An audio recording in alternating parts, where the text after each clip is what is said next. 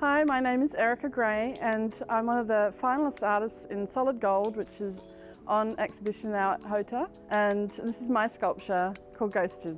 It's a soft sculpture, and soft sculpture just means it's a textile piece, so fabrics, and I've incorporated quite a few different fabrics in this work. I've actually got a background in fashion, so crocheting the tendrils, which are below the legs here that go into the garden, was where I started this work. Now, I mentioned that I worked in fashion, and the lovely girls I work with collected lots of bridal materials for me. And so all of the gathered and beaded elements to this work have been collected, which would normally be thrown away materials from my work, and very excited to be able to use those materials as opposed to having them normally thrown away. Some of the other techniques I've used are gathering, and that means you're taking long strips of material and you're pleating them up really, really tightly so they give a kind of flouncy kind of effect, and so it gets that fluffy kind of look to the work. And also lots of hand beading.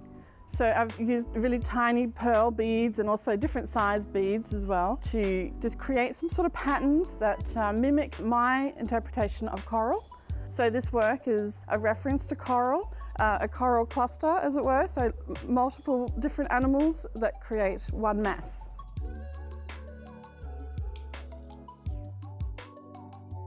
Okay, so here we are in the studio and we're going to try and sort of develop some textures with fabric and also paper.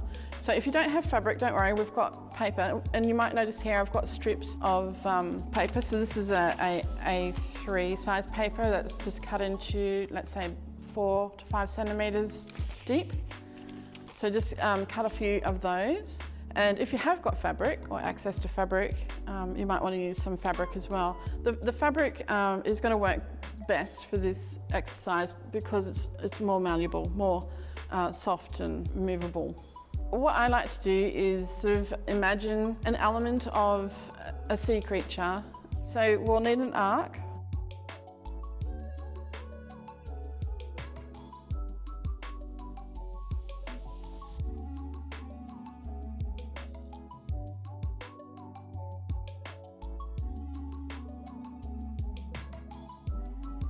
Okay. Yes, see, very accurate. Got to be accurate in life, but actually you don't really have to be, do you? Because they might not be perfect, but I've got 6 of these now, and that didn't take too long, did it?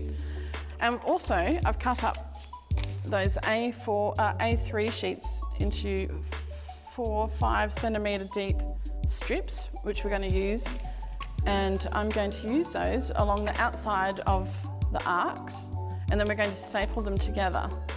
Okay, so this is our little segment that we've just cut out. It's going to be the part of the dome, and this is the frill that we're going to put on the outside of the arc. Now, you want this to be roughly twice the length of the arc. See that? Roughly. But if you wanted it more or less, you can. You just have to gauge your pleats that you put in, so they'll roughly kind of cover that distance. So the next job is to grab one of these, and what I'm going to do is just fold that first corner over, the first edge over, just so that it's a bit stronger there, because sometimes paper can get a bit weak if it's only one layer. And I'm doing the same thing, and I just do that while you're on a flat surface, and you're creating these nice little pleats that are roughly 2 centimetres, so it's a centimetre fold over, and then you're halfway through the next pleat. And you'll notice, once we've done these, that you can get a really nice curve happening once we move that around. And now we need our trusty stapler, and just check that it's got staples in it. Yes, it does. That's good. Okay. So grab 2 pieces of your dome segments. Now, grab one of these, and what we're going to try and do is sandwich this all in the middle here. Can you see that? So the pleated piece goes in the middle. So So all we're doing is we're going around. You might just have to take the stapler out each time. And we're going to just hold that in place. Or if you really need to, you can put some sticky tape down on there to hold it as you go.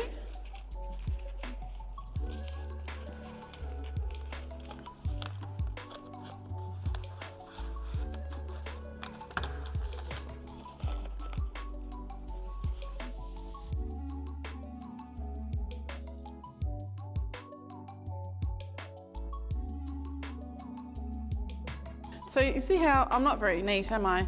We might want to just go along and even that up a little bit. Maybe even snip off the sharp corner there on that edge. And then we're going to grab these two eyes and we're going to put them on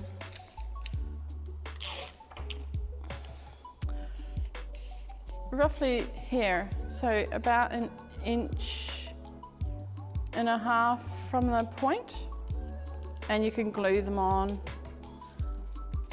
The glue won't dry for me, so I'm just going to stick them on with tape. And on the other side, so we're going to flip that over and put it on that side as well.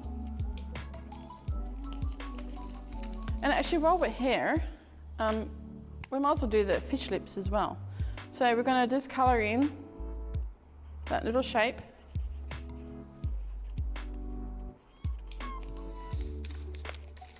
There. And here on the other side. And on this one too, because that's going to be the bottom of the mouth. So I'll do that little bit there coloured in. It's going to have purple lips. So a purple lipped fish. Oh, it needs a spot too. Put a spot there, just because it needs one. And I'll add some gills as well. Yeah. So they go just behind the eyes and on the other side. You could also draw some scales as well. Wouldn't that look great? Okay, now we're going to join those together. So just you can grab your sticky tape if you want to and get those and just secure them inside with your sticky tape. See how I've done that? The two open, I've just put them together.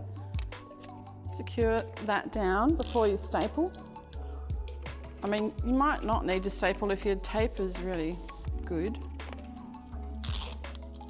but it probably helps a bit.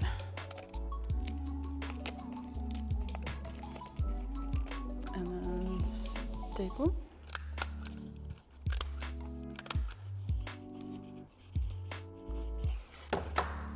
Don't go right to the edge, but just sort of fold that. And then we're going to do that on the other side. Oh, I've done that seam inside, but that's okay. You can have a little bit of a different look on this other side. I'm just going to tape that together before I staple.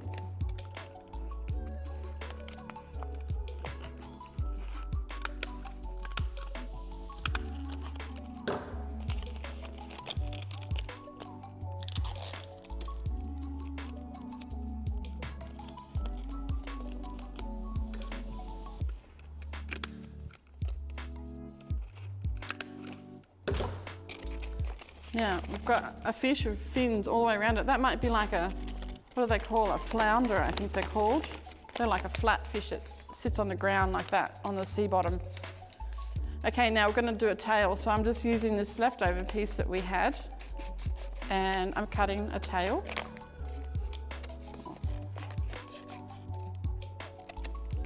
With that. And then we're just going to put that in the back there. And you can either staple that or maybe just easier to tape that down. And you might want to put a hole in the top. We just do both sides. And that uses up all of the little bits that we had left over.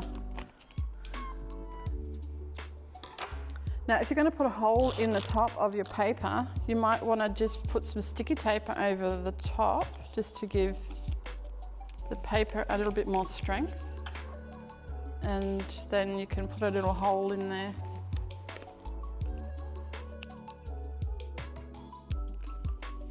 To thread some twine into.